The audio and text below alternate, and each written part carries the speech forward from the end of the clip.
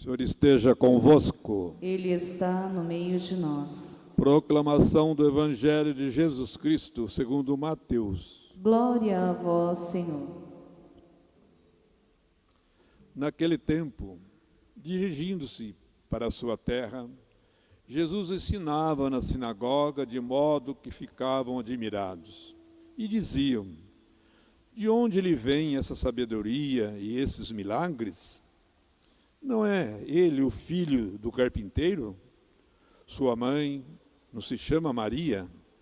E seus irmãos não são Tiago, José, Simão e Judas? E suas irmãs não moram conosco? Então, de onde lhe vem tudo isso? E ficaram escandalizados por causa dele.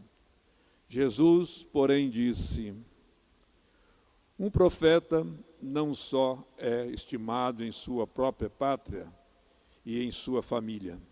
E Jesus não fez ali muitos milagres, porque eles não tinham fé. Palavra da salvação.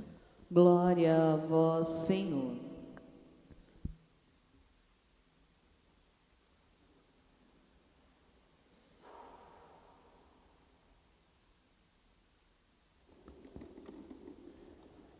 Irmãos e irmãs, Jesus viveu com sabedoria, ensinou com sabedoria. Meu Pai sempre trabalha e eu também, diz Jesus a nós. E nesse dia do trabalho, nós olhamos primeiramente para Jesus, que ao se encarnar, santificou o trabalho humano. Ele aprendeu também a trabalhar imitando o exemplo de seu pai adotivo, São José, que é colocado em destaque nesse dia do trabalhador. Nós bem sabemos que Jesus passou muitos anos trabalhando na carpintaria de São José. Não apenas quando menino, mas depois na vida adulta, antes da sua vida pública. Sendo Deus, Jesus trabalhou com mãos humanas, pensou com inteligência humana, agiu com vontade humana e amou também com coração humano.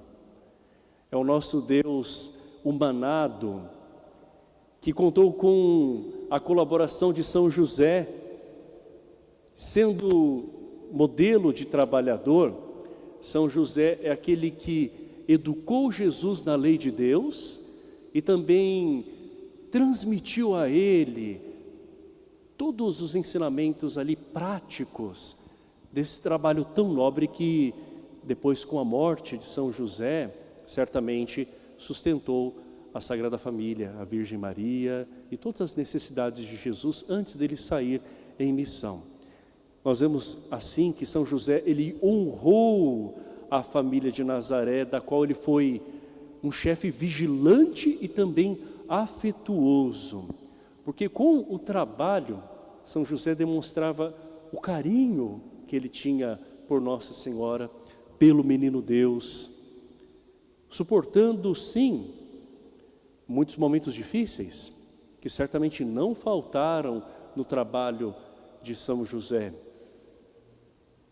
mas também, acima de tudo, sendo uma grande luz na vida de tantas pessoas às quais ele serviu com as habilidades que Deus lhe deu.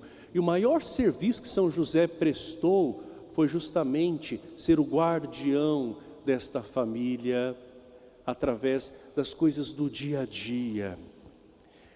Como trabalhador, São José, ele se preocupava com o bem-estar destes que o próprio Pai colocou em suas mãos os seus cuidados. Por isso nós, ao olharmos para São José, aquilo que nós conhecemos sobre a vida dele na Sagrada Escritura, podemos afirmar sim que certamente ele sabia qual era o lugar do trabalho na sua família, na sua vida. Há um momento em que São José precisa se desinstalar para proteger o menino Jesus. E ele deixa tudo e foge então para o Egito. A prioridade naquele momento não é o seu trabalho, os seus clientes, mas é proteger a vida, é seguir o plano de Deus. Isso não torna o trabalho menos importante, pelo contrário. Tanto é que lá no Egito, numa pátria nova, Deus providencia tudo e São José ainda tem possibilidade de sustentar essa família. E Deus é providente também na nossa família e na nossa vida. Nós temos que acreditar nisso. Quantos de nós também não passamos por momentos difíceis, né? Seja no passado ou ainda podemos passar no que diz respeito ao trabalho, tantas coisas que envolvem a nossa rotina. Deus é fiel, foi assim na vida de São José, é assim na vida de cada um de nós que cremos também. O trabalho é uma necessidade, não só para termos uma ocupação, não é? Mas para que nós possamos também nos sustentar, possamos alcançar tantas coisas, Ele nos dá tantas possibilidades. Por isso nós devemos agradecer pelo nosso trabalho. Nem todo mundo trabalha naquilo que quer. E até mesmo aqueles que trabalham naquilo que gostam de fazer, sabem que nem todos os dias trabalhar é tão prazeroso assim. Mas, acima de tudo, nós sabemos que o trabalho é um exercício de santificação. Porque é lá que também nós nos encontramos com as pessoas, é lá que nós podemos oferecer algo que vem de Deus, que é o talento que Ele nos dá, para o bem de tantas pessoas.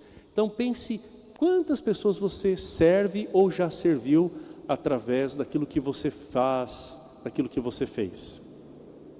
E aqui eu não estou falando somente de trabalho remunerado, né?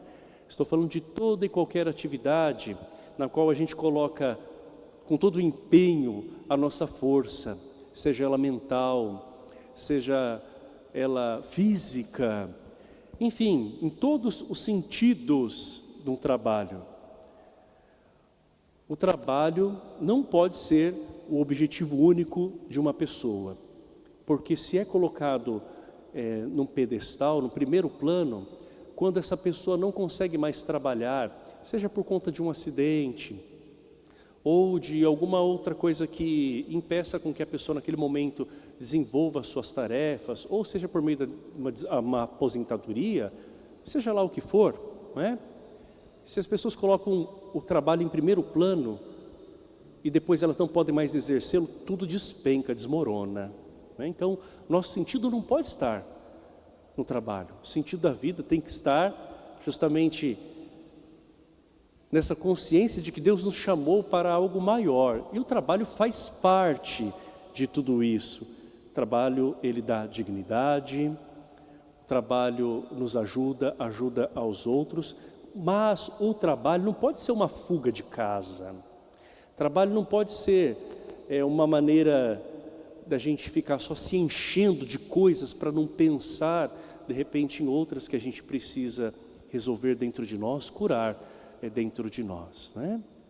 Trabalho não pode ser simplesmente uma maneira de se destacar diante dos outros, porque tudo isso passa. O trabalho é sim uma maneira de nós sermos colaboradores de Deus para com a humanidade e a obra que vem dele. Portanto, meus amados irmãos, vamos beber da segunda leitura, da primeira leitura, melhor dizendo, que nos diz assim, nesta carta aos Colossenses: sede agradecidos. Seja agradecido, meu irmão, por tudo aquilo que você produziu ou ainda produz.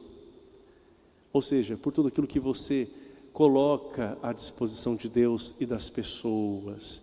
Porque se você fez ou se você faz, é porque Deus te deu competência para isso, para desenvolver tudo isso.